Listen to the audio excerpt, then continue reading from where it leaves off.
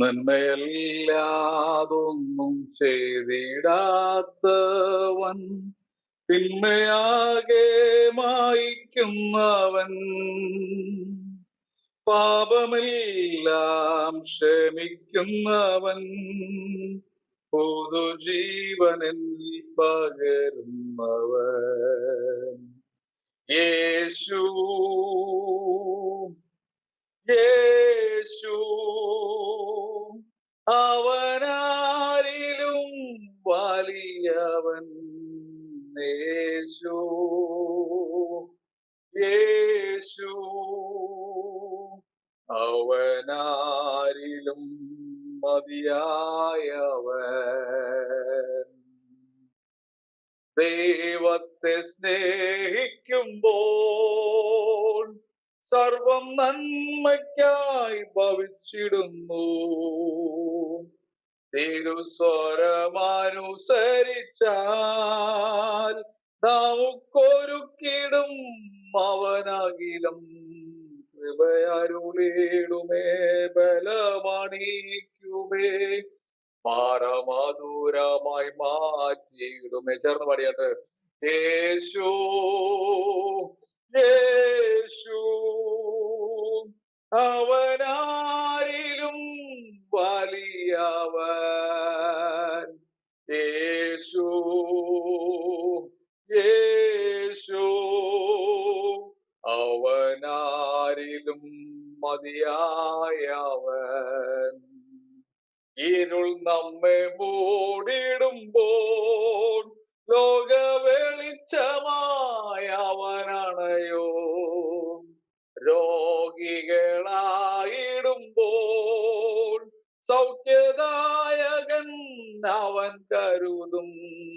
അവനാലയത്തിൽ സ്വർഗ നന്മകളാൽ, അവനാലയത്തിൽ സ്വർഗ നന്മകളാൽ നമ്മെ നിറച്ചിടുമാനുദീനവും. എല്ലാവരും ചേർന്നുകൊണ്ട് യേശു യേശു അവനാരിലും വലിയവൻ. യേശു യേശു അവനാരിലും മതിയായവൻ.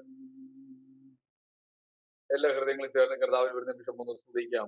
ഹല്ലേലൂയ. നന്ദിയോടെ കർത്താവെ ഞങ്ങൾ അങ്ങയെ സ്തുതിക്കുന്നു, നന്ദിയോടെ ഞങ്ങൾ അങ്ങയെ ആരാധിക്കുന്നു. അത്ഭുത മന്ത്രിയെ, വീരനാം ദൈവമേ, നിത്യപിതാവേ, സമാധാനത്തിന്റെ പ്രഭുവേ, ഇന്നീ മണിക്കൂർ ഞങ്ങൾ തിരുപാദപീഠത്തിലേക്ക് കടന്നു വരുന്നു. ഹല്ലേലൂയ. സറാപ്പുകളിലൂടെ പാദം മൂടി, രണ്ടുകൊണ്ട് മുഖം മൂടി, രണ്ടുകൊണ്ട് പറന്നുകൊണ്ട് സൈനികൾ ഹോവ പരിശുദ്ധൻ പരിശുദ്ധൻ ആർത്തട്ടഹസിക്കുമ്പോൾ ഒമ്പരപ്പുഴ വാതിലില്ലെങ്കിൽ പറഞ്ഞ ആലയം മുഴുവൻ ദൈവിക ദേശസുകൊണ്ട് നിറഞ്ഞു വരുന്നെങ്കിൽ ഇനി മണിക്കൂർ രണ്ടോ മൂന്നോ പേരുടെ നാമത്തിൽ ഇവിടെ കൂടി വരുന്നുവോ അവിടെ ദൈവ സാന്നിധ്യം നിറയട്ടെ കർത്താവ്. യേശുവിന്റെ നാമത്തിൽ വചനത്തിന്റെ ഹല്ലേലൂയ വ്യാപ്തിക്ക് വിരുദ്ധമായി വെളിപ്പെടുന്ന എല്ലാ ദുഷ്ടന്റെ പോരുകളും യേശുവിന്റെ നാമത്തിൽ ഉടഞ്ഞു മാറട്ടെ.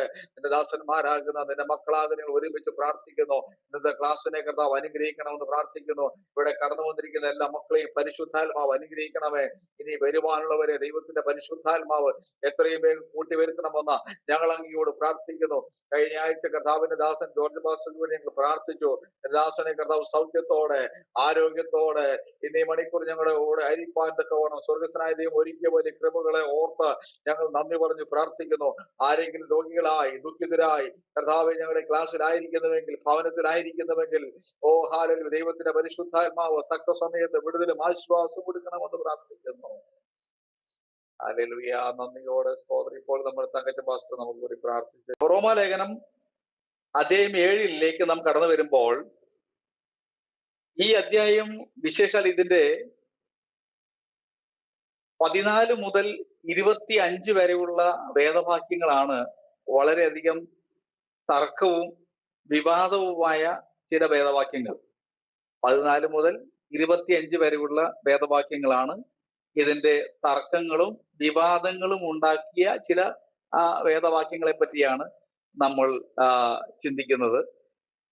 ദേവദാസന്മാർ തമ്മിൽ, വേദ പണ്ഡിതാക്കന്മാർ തമ്മിൽ വളരെയധികം അഭിപ്രായ വ്യത്യാസങ്ങളൊക്കെ ഉണ്ട്. അതിനെപ്പറ്റിയൊക്കെ നമ്മൾ പുറകാലെ ചിന്തിക്കുന്നുണ്ട്.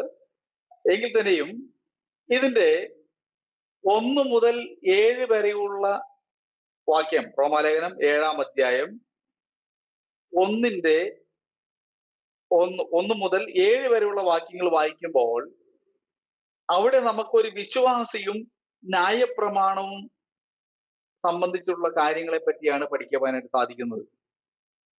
ഒരു വിശ്വാസിയും ന്യായപ്രമാണവും എന്താണ് എന്നുള്ള കാര്യത്തെ പറ്റിയാണ് നമുക്ക് അവിടെ പഠിക്കുവാനായിട്ട് സാധിക്കുന്നത്. റോമാലേഖനം 7-ാം അധ്യായത്തിന്റെ 8 മുതൽ 13 വരെയുള്ള വാക്യങ്ങൾ നമ്മൾ ചേർത്ത് പഠിക്കുമ്പോൾ അവിടെ പാപവും ന്യായപ്രമാണവും എന്താണ് എന്നുള്ളതാണ് അവിടെ നമുക്ക് പഠിക്കുവാനായിട്ട് സാധിക്കുന്നത്. പാപവും ന്യായപ്രമാണവും എന്താണ് എന്നുള്ളതാണ് നമുക്ക് മനസ്സിലാക്കുവാനായിട്ട് സാധിക്കുന്നത്. റോമാലേഖനം 7-ാം അധ്യായം അതിന്റെ 14 മുതൽ 25 വരെയുള്ള വേദവാക്യങ്ങൾ പാപത്തിന്റെ പോരാട്ടവും ന്യായപ്രമാണവും എന്താണ് എന്നുള്ള വിഷയത്തെ ആസ്പദമാക്കിയാണ് ആ വാക്യങ്ങൾ അവിടെ വിവരിച്ചിരിക്കുന്നത്. പാപത്തിന്റെ പോരാട്ടവും ന്യായപ്രമാണവും.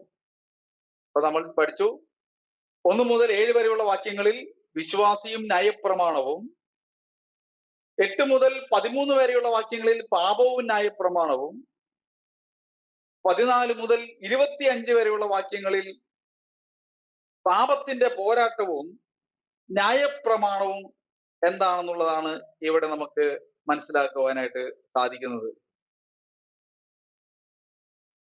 1 മുതൽ 6 വരെയുള്ള വാക്യങ്ങളിലേക്ക് നമുക്ക് നമ്മുടെ കണ്ണുകളെ ഓടിച്ചു പോകാം.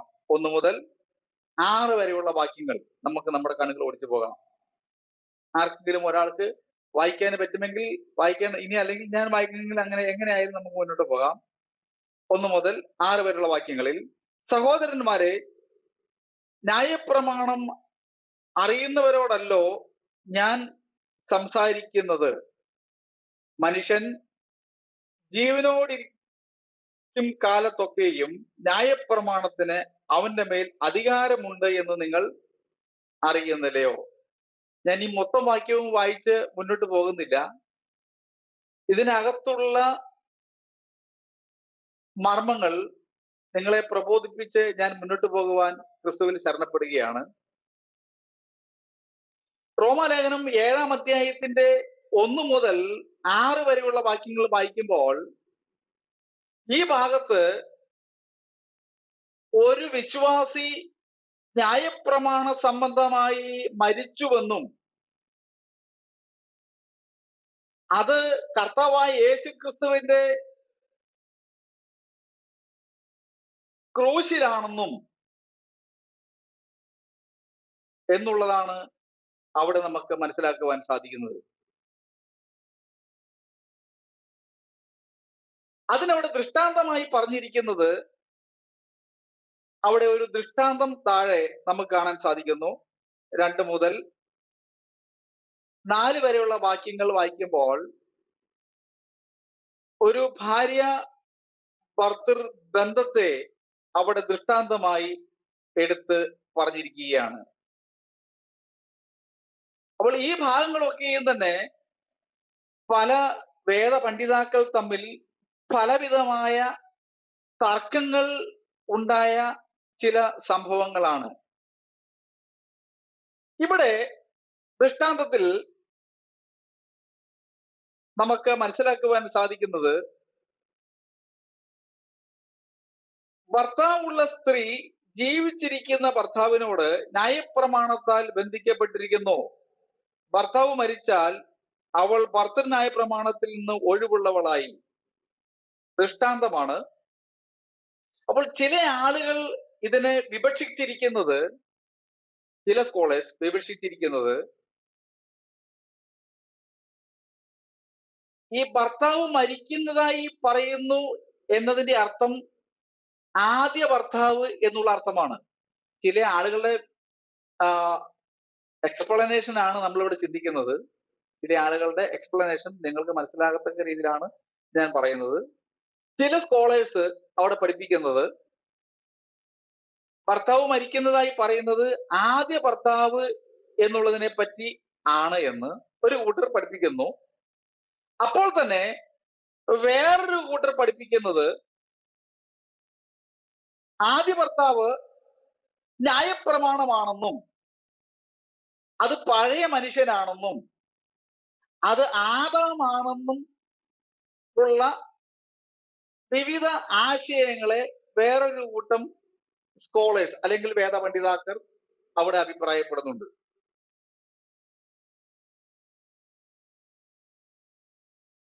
എന്നാൽ ഈ ഒന്നാമത്തെ അധ്യായത്തിലേക്ക് നമ്മൾ കടന്നു വരുമ്പോൾ, ഒന്നാമത്തെ വാക്യത്തിലേക്ക് നാം കടന്നു വരുമ്പോൾ, നാം നേരത്തെ ചിന്തിച്ച ഹെഡിങ്ങിനോടുള്ള ബന്ധത്തിൽ വിശ്വാസിയും ന്യായപ്രമാണവും എന്നുള്ള ബന്ധത്തിലാണ് നാം ഇനി ചിന്തിക്കാനായിട്ട് പോകുന്നത്. വിശ്വാസിയും ന്യായപ്രമാണവും. ഈ ഒന്നാമത്തെ 7-ാം അധ്യായത്തിന്റെ 1-ാമത്തെ വാക്യം മുതൽ 7-ാമത്തെ വാക്യം വരെ അല്ലെങ്കിൽ 6-ാമത്തെ വാക്യം വരെ നാം വായിക്കുമ്പോൾ ഇത് നമ്മൾ കഴിഞ്ഞ ആഴ്ചയിൽ പഠിച്ച 6-ാമത്തെ അധ്യായത്തിന്റെ 14 മുതൽ താഴെ വരെയുള്ള വാക്യത്തോട് ചേർന്ന് കിടക്കുന്ന ചില ഭാഗങ്ങളാണ്.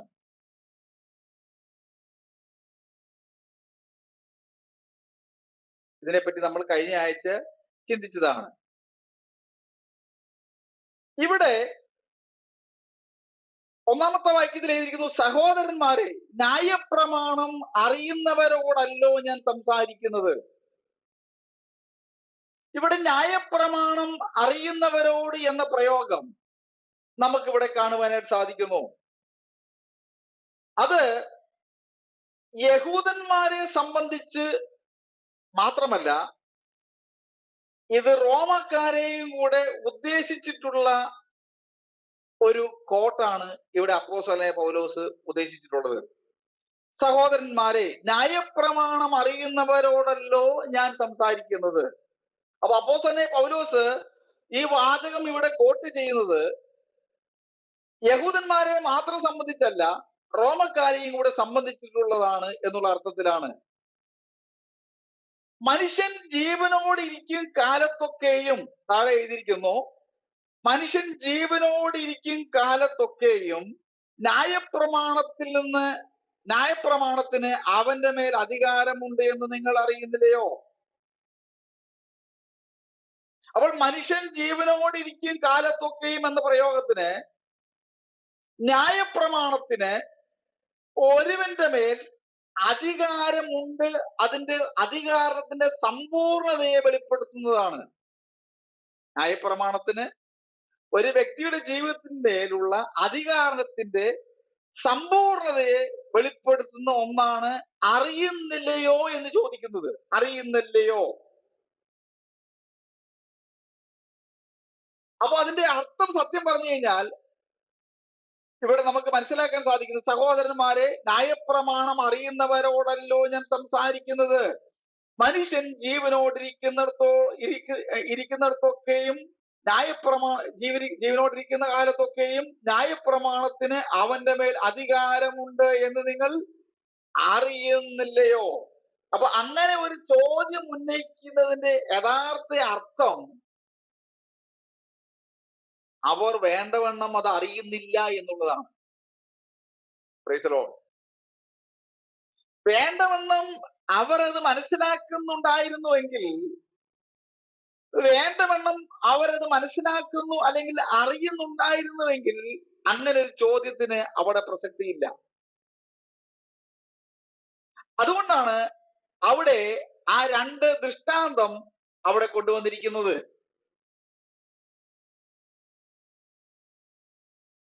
ഭർത്താവുള്ള സ്ത്രീ ജീവിച്ചിരിക്കുന്ന ഭർത്താവിനോട് ന്യായപ്രമാണത്താൽ ബന്ധിക്കപ്പെട്ടിരിക്കുന്നു. ഭർത്താവ് മരിച്ചാൽ അവൾ ന്യായപ്രമാണത്തിൽ നിന്ന് ഒഴിവുള്ളവളായി. ഭർത്താവ് ജീവിച്ചിരിക്കുമ്പോൾ അവൾ വേറെ പുരുഷനായാൽ വ്യഭിചാരിണി എന്ന് പേർ വരും. ഭർത്താവ് മരിച്ചുവെങ്കിലോ അവൾ വേറെ പുരുഷനായാൽ വ്യഭിചാരിണി എന്ന് വരത്തക്കവണ്ണം ന്യായപ്രമാണത്തിൽ നിന്ന് സ്വതന്ത്രയാകുന്നു. ഇവിടെ നമുക്ക് മനസ്സിലാക്കുവാനായി ഇടയായിത്തീരുന്നത് ഒരു ദൃഷ്ടാന്തം അപ്പോസ്തലനായ പൗലോസ് ഇവിടെ കൊണ്ടിരിക്കുകയാണ്. ഭാര്യ ഭർത്തൃബന്ധം.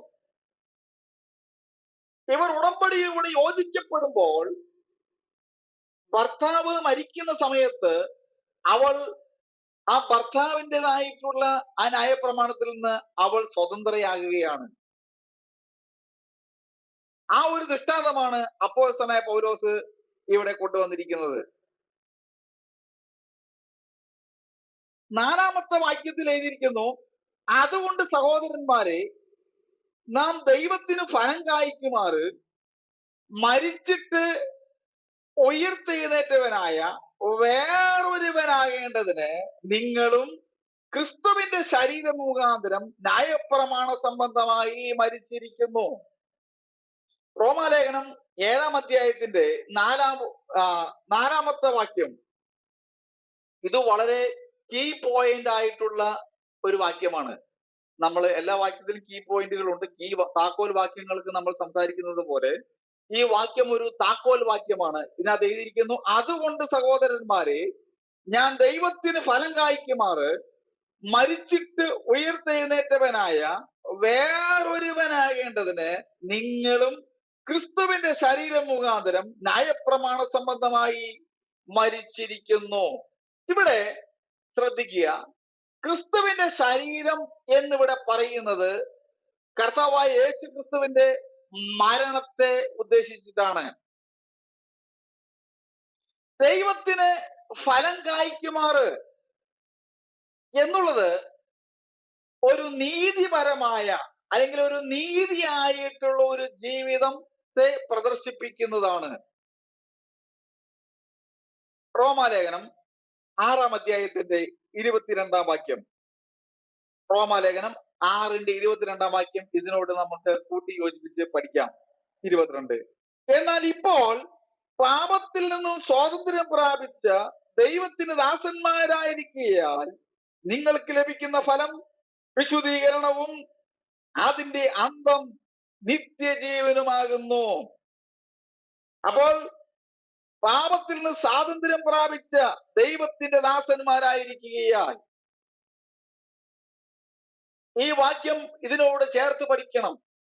അപ്പോൾ പാപത്തിന് സ്വാതന്ത്ര്യം പ്രാപിച്ചവർക്ക് മാത്രമേ അവരുടെ ജീവിതത്തിൽ വിശുദ്ധീകരണം എന്ന ഫലം പുറപ്പെടുവിക്കുവാൻ സാധ്യമാകുകയുള്ളൂ. അങ്ങനെ വിശുദ്ധീകരണം എന്ന ഫലം പുറപ്പെടുവിക്കുന്നവർക്ക് മാത്രമേ അതിന്റെ അന്ത്യത്തിൽ നിത്യജീവിതം അല്ലെങ്കിൽ നിത്യജീവന് അവർ അവകാശമായി തീരുകയുള്ളൂ. അതുകൊണ്ടാണ് ദൈവത്തിന് ഫലം കായ്ക്കുമാറ് എന്ന് പ്രയോഗം കൊണ്ടുവന്നിരിക്കുന്നത്. ഗലാത്യ ലേഖനം അതിന്റെ 5-ാം അധ്യായം അതിന്റെ 22-ാമത്തെ വാക്യം, ഗലാത്യ ലേഖനം 5-ന്റെ 22-ാമത്തെ വാക്യം,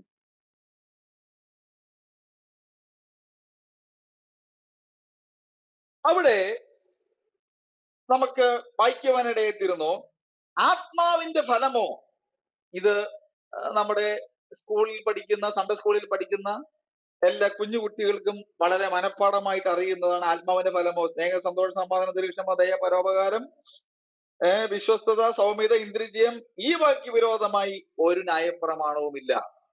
അപ്പോൾ ആത്മാവിന്റെ ഫലങ്ങളെ പറ്റി നമുക്ക് മനസ്സിലാകുവാനിടയായിത്തീരുന്നു. വേറൊരുവന് ആകേണ്ടതിന് എന്ന പ്രയോഗം എന്ന് പറഞ്ഞു കഴിഞ്ഞാൽ, നാം കർത്താവായ യേശു ക്രിസ്തുവിനോട് ചേരുമ്പോൾ, കർത്താവായ യേശു ക്രിസ്തുവിന്റെ നീതീകരണ പ്രവൃത്തിയോട് നാം ചേർന്ന് നടക്കുമ്പോൾ, സത്യം പറഞ്ഞു കഴിഞ്ഞാൽ നമ്മളുടെ ജഡീക മനുഷ്യൻ നമ്മുടെ ശരീരത്തിൽ നിന്നും ഉരിഞ്ഞു മാറി നമ്മൾ വേറെ ഒരു പുതിയ മനുഷ്യനായി മാറുകയാണ്. Price the Lord. ഒരു ദൈവവൈതലിനെ സംബന്ധിച്ചിടത്തോളം, ഒരു വിശ്വാസിയെ സംബന്ധിച്ചിടത്തോളം, അവൻ പാപത്തിന്റെ ചേറ്റുകുഴിയിൽ ആയിരിക്കുന്നിടത്തോളം കാലം അവന് വേറൊരു വ്യക്തിക്ക് ഉടമയായി തീരുവാൻ സാധ്യമാകുകയില്ല. അവന് വേറൊരുവന് ഉടമയായി തീരണമെങ്കിൽ, അതാണ് ഈ വാക്യത്തിൽ എഴുതിയിരിക്കുന്നത്, ഫലം കായ്ക്കുമാറ് മരിച്ചിട്ട് ഉയർത്തെഴുന്നേറ്റവനായ വേറൊരുവനാകേണ്ടതിന് നിങ്ങളും ക്രിസ്തുവിന്റെ ശരീരം മുഖാന്തരം ന്യായപ്രമാണ സംബന്ധമായി മരിച്ചിരിക്കുന്നു.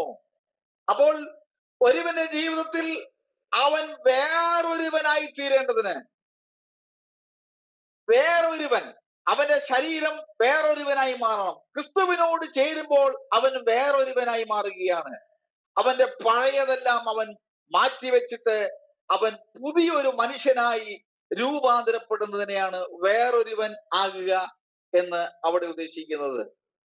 5-ാം വാക്യത്തിലേക്ക് നാം കടന്നു വരുമ്പോൾ, നാം ജഡത്തിലായിരുന്നപ്പോൾ ന്യായപ്രമാണത്താൽ ഉളവായ പാപരാഗങ്ങൾ മരണത്തിന് ഫലം കായ്ക്കത്തക്കവണ്ണം നമ്മുടെ ആദരങ്ങളിൽ വ്യാപരിച്ചിരുന്നു. ഈ വാക്യം ശ്രദ്ധിക്കുക. നാം ജഡത്തിലായിരുന്നപ്പോൾ, ഇതിന്റെ അർത്ഥം നമുക്കറിയാമല്ലോ. നാം ജഡത്തിലായിരുന്നപ്പോൾ എന്ന് ഉദ്ദേശിക്കുന്നത് വീണ്ടും ജനിക്കാത്ത അവസ്ഥയിലായിരുന്നപ്പോൾ എന്നുള്ള അർത്ഥത്തിലാണ്. നാം ജഡത്തിലായിരുന്നപ്പോൾ, നാം വീണ്ടും ജനിക്കാത്ത അവസ്ഥയിൽ ആയിരുന്നപ്പോൾ എന്നുള്ള അർത്ഥത്തിലാണ്. അങ്ങനെ വീണ്ടും ജനിക്കാത്ത അവസ്ഥയിലായിരുന്നപ്പോൾ നമ്മുടെ ജീവിതത്തിൽ ഉളവായ പാപരാഗങ്ങൾ, ഈ പ്രയോഗം വളരെയധികം ചിന്തിക്കേണ്ട ഒരു സംഭവമാണ്. പാപരാഗങ്ങൾ, ഇതിന്റെ അർത്ഥം, ഈ പ്രയോഗത്തിന്റെ സാരം, നാം ജഡത്തിലായിരുന്നപ്പോൾ, ഒന്നുകൂടെ പറഞ്ഞു കഴിഞ്ഞാൽ നാം വീണ്ടും ജനിക്കാത്ത അവസ്ഥയിലായിരുന്നപ്പോൾ നമ്മുടെ അകത്ത് പിശാച് അവന്റേതായ ആജ്ഞകൾ കൊണ്ട്, അല്ലെങ്കിൽ അവന്റേതായ കമാൻഡ്മെന്റ് കൊണ്ട് അവൻ നമ്മുടെ അകത്ത് ചില മോഹങ്ങൾ ജനിപ്പിച്ച് ആ മോഹത്തിലൂടെ നമ്മൾ പാപത്തിലേക്ക് വഴുതി വീഴുന്ന ഒരവസ്ഥയാണ് അവിടെ ഉദ്ദേശിച്ചിരിക്കുന്നത്. ന്യായപ്രമാണത്തിന് അതിന്റെ 5-ാം വാക്യത്തിൽ ന്യായപ്രമാണത്താൽ ഉളവായ പാപരാഗങ്ങൾ മരണത്തിന് ഫലം കായ്ക്കത്തക്കവണ്ണം നമ്മുടെ അവയവങ്ങളിൽ വ്യാപരിച്ചിരുന്നു. അപ്പോൾ നമ്മുടെ അവയവങ്ങളിൽ വ്യാപരിച്ചിരുന്ന ഓരോ ജഡത്തിന്റെ മോഹത്തെയും ഓരോ പാപരാഗങ്ങളും നാം ജഡത്തിലായിരുന്നപ്പോൾ വ്യാപരിച്ചിരുന്നു. അതിന്റെ 6-ാം വാക്യത്തിൽ എഴുതിയിരിക്കുന്നു, ഇപ്പോഴോ, പ്രസന്റ് നൗ, വർത്തമാനകാലം, ഇപ്പോഴോ നമ്മെ പിടിച്ചടക്കിയിരിക്കുന്ന ന്യായപ്രമാണം സംബന്ധിച്ച് മരിച്ചിരിക്കൊണ്ട് അക്ഷരത്തിന്റെ പഴക്കത്തിലല്ല ആത്മാവിന്റെ പുതുക്കത്തിൽ തന്നെ സേവിക്കേണ്ടതിന് നാം ന്യായപ്രമാണത്തിൽ നിന്നും ഒഴിവുള്ളവരായിരിക്കുന്നു. അപ്പോൾ ഇപ്പോഴോ നമ്മെ പിടിച്ചടക്കിയിരിക്കുന്ന ന്യായപ്രമാണം സംബന്ധിച്ച് മരിച്ചവരായിരിക്കെ കൊണ്ട് അക്ഷരത്തിന്റെ പഴക്കത്തിലല്ല ആത്മാവിന്റെ പുതുക്കത്തിൽ നാം ദൈവത്തെ ആരാധിക്കണം. അപ്പോൾ 7 മുതൽ 13 വരെയുള്ള വാക്യങ്ങൾ നാം ചേർത്ത് പഠിക്കുമ്പോൾ, 6 മുതൽ 13 വരെയുള്ള വാക്യങ്ങൾ നാം ചേർത്ത് പഠിക്കുമ്പോൾ, മരണത്തിന് ഫലം കായ്ക്കത്തക്കവണ്ണം എന്ന് പറഞ്ഞു കഴിഞ്ഞാൽ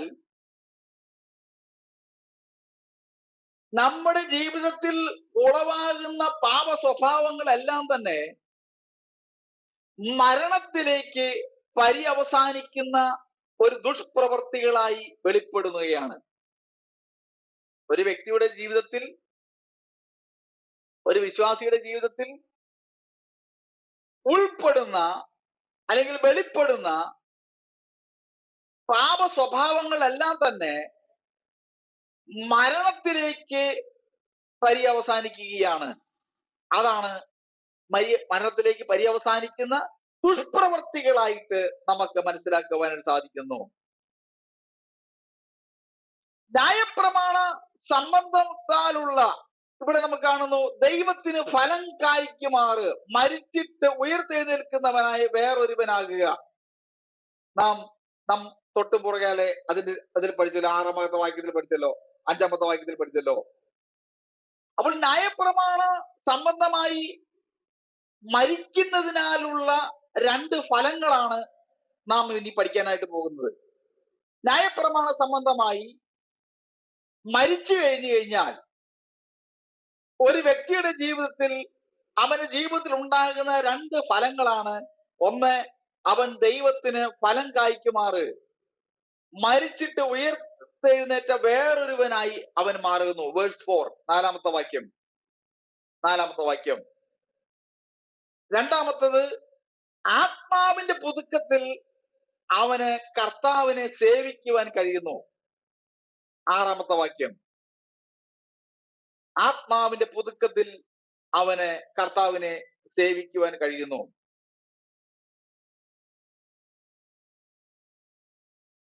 ആത്മാവിന്റെ പുതുക്കത്തിൽ സേവിക്കുക എന്നുള്ളത് ഒരു വിശ്വാസിയുടെ ജീവിതത്തിൽ ദൈനംദിനം, ഡേ ബൈ ഡേ, അവൻ ആത്മാവിൽ, പരിശുദ്ധാത്മാവിൽ അവന്റെ ജീവിതം പുതുക്കപ്പെട്ട് മുന്നോട്ട് പോവുകയാണ്.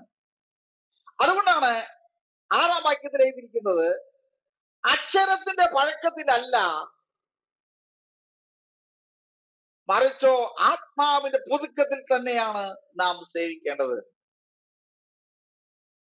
ആത്മാവിൽ ജീവിക്കുന്ന അല്ലെങ്കിൽ പുതുക്കപ്പെടുന്ന ഒരു വ്യക്തിയുടെ ജീവിതത്തിൽ അവൻ ഒരിക്കലും അക്ഷരത്തിന്റെ പഴക്കത്തിലല്ല അവൻ കർത്താവിന്റെ സന്നിധിയിലേക്ക് കടന്നു വരുന്നത്. എന്ന് പറഞ്ഞു കഴിഞ്ഞാൽ, ന്യായപ്രമാണത്തിന്റെ കൽപ്പനകൾ ബാഹ്യമായി അനുസരിച്ചുകൊണ്ടുള്ള ഒരു ജീവിതത്തിലല്ല അവൻ കർത്താവിനെ ആരാധിക്കുന്നതെന്നർത്ഥം. ന്യായപ്രമാണം, സംഹിത, അത് കർത്താവായ യേശുക്രിസ്തുവിന്റെ മരണത്തോടെ അത് കാൽവറിയിൽ നമുക്ക് ഇല്ലാതാകുകയാണ്. ന്യായപ്രമാണം കർത്താവായ യേശുവിന്റെ വരവോടുകൂടി അത് ശിശുപാലകനായി ഭവിച്ചുവെന്ന് നമ്മൾ റോമാലേഖനത്തിൽ പഠിച്ചു കഴിഞ്ഞതാണ്. അപ്പോൾ അക്ഷരത്തിന്റെ പഴക്കത്തിൽ ന്യായപ്രമാണത്തിന്റെ കൽപ്പനകൾ ബാഹ്യമായി അനുസരിച്ചുകൊണ്ടുള്ള ഒരു ക്രിസ്തീയ ജീവിതം ഒരിക്കലും കർത്താവ് നമ്മളെ കുറിച്ച് ആഗ്രഹിക്കുന്നില്ല. മുകളിൽ നാം വായിച്ചതുപോലെ ചില ദൃഷ്ടാന്തങ്ങൾ നമ്മൾ പഠിച്ചു. ഭർത്താവ് തമ്മിലുള്ള ദൃഷ്ടാന്തങ്ങൾ. ഇവരുടെയൊക്കെ ശുശ്രൂഷകൾ ഒരു ദൃഷ്ടാന്തമായി അവിടെ നമുക്ക് കാണുവാനായിട്ടിടയായിത്തീരുന്നു. എന്നാൽ ദൈവത്തിന്റെ വചനത്തിൽ വളരെ കൃത്യമായി പഠിപ്പിക്കുന്നു, ആത്മാവിന്റെ പുതുക്കത്തിലാണ് നാം കർത്താവിനെ സേവിക്കേണ്ടത്. ഓരോ ദിവസവും നമ്മുടെ ജീവിതം കർത്താവിൽ പുതുക്കപ്പെടുകയാണ്.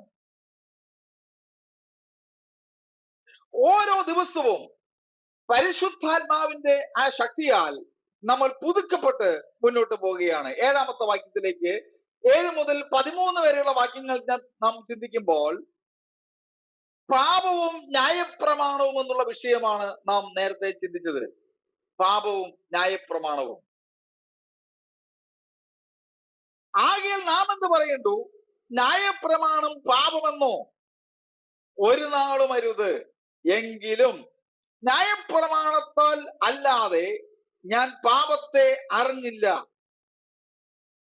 മോഹിക്കരുത് എന്ന ന്യായപ്രമാണം പറയാതിരുന്നെങ്കിൽ ഞാൻ മോഹത്തെ അറിയുകയില്ലായിരുന്നു. ഇവിടം മുതൽ ഈ അധ്യായത്തിന്റെ അവസാനം വരെ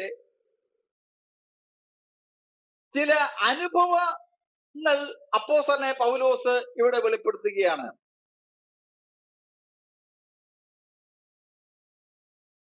അപ്പോസ്തലനായ പൗലോസ് തന്റെ ചില അനുഭവങ്ങളാണ് ഇവിടെ താൻ വെളിപ്പെടുത്തുന്നത്. 7 മുതൽ 13 വരെയുള്ള വാക്യങ്ങളിൽ നമുക്കത് കാണുവാനായിട്ട് സാധിക്കുന്നു. 14 മുതൽ 25 വരെയുള്ള വാക്യങ്ങളിലും നമുക്ക് ആ അനുഭവങ്ങളെ കാണുവാനായിട്ട് ഇടയായിത്തീരുന്നു. 7-ാം വാക്യത്തിൽ അപ്പോസ്തലനായ പൗലോസ് പറയുന്നു, ആകയാൽ നാം എന്ന് പറയുന്നു, ന്യായപ്രമാണം പാപമെന്നോ ഒരു നാളും അരുത്, എങ്കിലും ന്യായപ്രമാണത്താലല്ലാതെ ഞാൻ പാപത്തെ അറിഞ്ഞില്ല. അപ്പോൾ ന്യായപ്രമാണം പാപമെന്നോ എന്ന ചോദ്യം അപ്പോസ്തലനായ പൗലോസ് അവിടെ ചോദിക്കുകയാണ്. അപ്പോൾ ഈ ചോദ്യത്തിൽ പാപസംബന്ധമായി മരിച്ചു എന്ന് പറയുന്നത് പോലെ തന്നെ ന്യായപ്രമാണ സംബന്ധമായി മരിച്ചു എന്ന് പറയുന്നത് കൊണ്ട് ന്യായപ്രമാണത്തിനും പാപത്തിനും ഇവിടെ ഒരേ സ്ഥാനം കൊടുത്തതായിട്ട് നമുക്ക് തോന്നിക്കും. നിങ്ങൾ ആ വാക്യം ഒന്ന് വായിച്ചു കഴിഞ്ഞാൽ നമുക്ക് മനസ്സിലാകും. ആകയാൽ നാം എന്ന് പറയുന്നു, ന്യായപ്രമാണം പാപമെന്നോ ഒരു നാളും അരുത്, എങ്കിലും ന്യായപ്രമാണത്താലല്ലാതെ ഞാൻ പാപത്തെ അറിഞ്ഞില്ല. മോഹിക്കരുത് എന്ന് ന്യായപ്രമാണം പറഞ്ഞിരുന്നുവെങ്കിൽ ഞാൻ മോഹത്തെ അറിയുകയില്ലായിരുന്നു. അപ്പോൾ ന്യായപ്രമാണം പാപമെന്നോ എന്ന ചോദ്യം മുകളിൽ പറഞ്ഞിരിക്കുന്ന കാര്യങ്ങളുടെ വെളിച്ചത്തിൽ ഉളവായ ഒന്നാണ്. അപ്പോൾ പാപസംബന്ധമായി മരിച്ചു എന്ന് പറയുന്നത് പോലെ ന്യായപ്രമാണ സംബന്ധമായി മരിച്ചു എന്ന് പറയുന്നത് കൊണ്ട് നമുക്കിവിടെ ഇത് മനസ്സിലാക്കുവാൻ സാധിക്കുന്നു. ന്യായപ്രമാണം പാപത്തെ കുറിച്ചുള്ള അറിവ് കൊടുക്കുന്ന ഒന്നാണ്. അപ്പം അപ്പോസ്തലനായ പൗലോസ് ഇവിടെ പറയുന്നു, മോഹിക്കരുത് എന്ന ന്യായപ്രമാണം പറയാതിരുന്നുവെങ്കിൽ ഞാൻ മോഹത്തെ അറിയില്ലായിരുന്നു. അപ്പോൾ മോഹിക്കരുത് എന്നുള്ള ന്യായപ്രമാണം അവിടെ ഉണ്ടായിരുന്നത് കൊണ്ടാണ് മോഹം എന്താണെന്ന് മനസ്സിലാക്കുവാനായിട്ട് ഇടയായി തീർന്നത്. ഇപ്പോൾ ദൈവം ആദാമിനെയും ഹവ്വയെയും ഏദൻ തോട്ടത്തിൽ സൃഷ്ടിച്ചാക്കിയപ്പോൾ ദൈവം അവർക്ക് ഒരു കൽപ്പന കൊടുത്തു. എന്താണ് കൊടുത്തത്? നിങ്ങളത് പറിച്ച് തിന്നരുത്. അപ്പോൾ എവിടെയാണോ ഇങ്ങനെ ഒരു സംഭവം ഉണ്ടാകുന്നത് അതിനെ ലംഘിക്കുവാൻ ഓട്ടോമാറ്റിക്കായിട്ട് ആ മനസ്സ് അവിടെ വെമ്പൽ കൊള്ളുകയാണ്. മോഹിക്കരുത്, കുല ചെയ്യരുത്, വ്യഭിചാരം ചെയ്യരുത്, കൂട്ടുകാരന്റെ ഭാര്യയെ മോഹിക്കരുത്, അവനുള്ള യാതൊന്നും മോഹിക്കരുത്. നിങ്ങൾ എക്സോഡസ് 20-ാം അധ്യായം, പുറപ്പാട് പുസ്തകം 20-ാം അധ്യായവും ആവർത്തന പുസ്തകം 5-ാം അധ്യായവും വായിക്കുമ്പോൾ കൽപ്പനകളൊക്കെയും അവിടെ നിങ്ങൾക്ക് മനസ്സിലാക്കുവാൻ സാധിക്കുന്നു. പുറപ്പാട് 20-ഉം ആവർത്തനം 5-ഉം നമ്മൾ പഠിക്കുമ്പോൾ നമുക്കവിടെ കൽപ്പനകളൊക്കെയും നമുക്ക് കാണുവാനായിട്ട് സാധിക്കുന്നു. ആഴമേറിയതും ഇവിടെ വളരെ ആഴമേറിയ കൽപ്പനകളാണ് നമുക്ക് മനസ്സിലാക്കുവാനായിട്ട് ഇടയായിത്തീരുന്നത്. അപ്പോൾ മോഹിക്കരുത് എന്ന് പറഞ്ഞപ്പോൾ അതിനെ മോഹിക്കുവാനായിട്ട് ഒരു ടെംപ്ടേഷൻ നമ്മുടെ ഹൃദയത്തിലേക്ക് കടന്നു വരികയാണ്. എന്റെ ഹൃദയത്തിലേക്ക് പെട്ടെന്ന് കടന്നു വന്ന ഒരു വാക്യം അത് കിട്ടുകയാണെങ്കിൽ, മോഹം ഗർഭം ധരിച്ച് പാപത്തെ പ്രസവിക്കുന്നു, പാപം ഗർഭം ധരിച്ച് മരണത്തെ പ്രസവിക്കുന്നു എന്നൊരു വാക്യം യാക്കോബിന്റെ ലേഖനം അതിന്റെ 1-ാം അധ്യായം അതിന്റെ 14-ാമത്തെ വാക്യം, യാക്കോബിന്റെ ലേഖനം 1-ന്റെ 14-ാം വാക്യത്തിൽ എഴുതിയിരിക്കുന്നു, ഒരുത്തൻ പരീക്ഷിക്കപ്പെടുന്നത് സ്വന്തം മോഹത്താൽ ആകർഷിച്ച് വശീകരിക്കപ്പെടുകയാകുന്നു. മോഹം ഗർഭം ധരിച്ച് പാപത്തെ പ്രസവിക്കുന്നു, പാപം മുഴുത്തിട്ട് മരണത്തെ പെറുന്നു എന്ന് നമുക്കവിടെ വായിക്കുമ്പോൾ മനസ്സിലാക്കുവാനായിട്ട് ഇടയായിത്തീരുന്നു. പ്രിയമുള്ളവരെ, മോഹം ഗർഭം ധരിച്ചിട്ടാണ് പാപമുണ്ടാകുന്നത്. പാപം മുഴുത്തിട്ട് മരണത്തെ പെറുന്നു എന്ന വാചകമാണ് അവിടെ യാക്കോബ് ഉദ്ധരിച്ചിരിക്കുന്നത്. അതുകൊണ്ട് 16-ാം വാക്യം വളരെ ഇമ്പോർട്ടന്റ് ആണ്. എന്റെ പ്രിയ സഹോദരന്മാരെ, വഞ്ചിക്കപ്പെടരുത്. അപ്പോൾ അപ്പോസ്തലനായ പൗലോസ് ഇവിടെ പറഞ്ഞിരിക്കുന്നത്, മോഹിക്കരുത്, ന്യായപ്രമാണം അറിയുന്നവൻ ഞാൻ മോഹിക്കില്ലായിരുന്നു. പാപമോ അവസരം ലഭിച്ചിട്ട് കൽപ്പനയാൽ എന്നിൽ സകലവിധ മോഹത്തെയും ജനിപ്പിച്ചു. ന്യായപ്രമാണം കൂടാതെ പാപം നിർജീവമാകുന്നു. അപ്പോൾ ന്യായപ്രമാണം പാപത്തെ വർദ്ധിപ്പിക്കുന്നു. റോമാലേഖനം 5-ാം അധ്യായം അതിന്റെ 20-ാമത്തെ വാക്യം. റോമാലേഖനം 5-ന്റെ 20-ാമത്തെ വാക്യം. റോമൻസ് 5-ന്റെ 20. അവിടെ ഇപ്രകാരം എഴുതിയിരിക്കുന്നു, എന്നാൽ ലംഘനം പെരുകേണ്ടതിന് ന്യായപ്രമാണവും ഇടയിൽ ചേർന്ന് വന്നു, എങ്കിലും പാപം പെരുകിയെടുത്ത് കൃപ അത്യന്തം വർദ്ധിച്ചു. റോമാലേഖനം 7-ന്റെ 9-ാം വാക്യത്തിൽ നാം വായിച്ചു, ഞാൻ ഒരു കാലത്ത് ന്യായപ്രമാണം കൂടാതെ ജീവിച്ചിരുന്നു, എന്നാൽ കൽപ്പന വന്നപ്പോൾ പാപം വീണ്ടും ജീവിക്കുകയും ഞാൻ മരിക്കുകയും ചെയ്തു. അപ്പോൾ ന്യായപ്രമാണം പാപത്തിന് ശക്തി കൊടുക്കുന്നു എന്ന് റോമാലേഖനം 7-9 കാണുന്നു. ന്യായപ്രമാണം പാപത്തിന് ശക്തി കൊടുക്കുന്നു. 1 കൊരിന്ത്യർ 15-ന്റെ 26-ാമത്തെ വാക്യം. 1 കൊരിന്ത്യർ 15-ന്റെ 26. 1 കൊരിന്ത്യർ 15-ന്റെ 26-ാമത്തെ വാക്യം.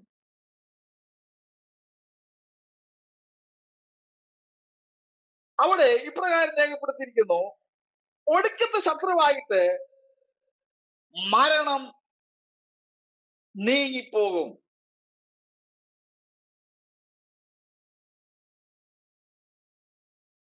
സകലത്തെയും അവന്റെ കാൽ കീഴിലാക്കിയിരിക്കുന്നുണ്ടല്ലോ, സകലും അവന് കീഴ്പ്പെട്ടിരിക്കുന്നു എന്ന് പറഞ്ഞാൽ സകലത്തെയും കീഴാക്കിക്കൊണ്ട് ഒരുത്തൻ ഒഴുകിയത്രേ എന്ന് സ്പഷ്ടം. അപ്പോൾ ഒടുക്കത്തെ ശത്രുവായിട്ട് മരണം നീങ്ങിപ്പോകും എന്ന് നമുക്കിവിടെ മനസ്സിലാക്കുവാനായിട്ട് തീർന്നു. എന്ന് പറഞ്ഞു കഴിഞ്ഞാൽ പാപത്തിന്റെ ശമ്പളമാകുന്ന മരണം, പാപത്തിന്റെ പരിണിത ഫലമാകുന്ന മരണം എന്നേക്കുമായി നീങ്ങിപ്പോകും എന്ന് നമുക്ക് മനസ്സിലാക്കുവാനിടയിൽ തീരും. ഒടുക്കത്തെ ശത്രുവായിട്ട് മരണം നീങ്ങിപ്പോകുമെന്ന് നമുക്ക് മനസ്സിലാക്കുവാനിടയിൽ തീർന്നു.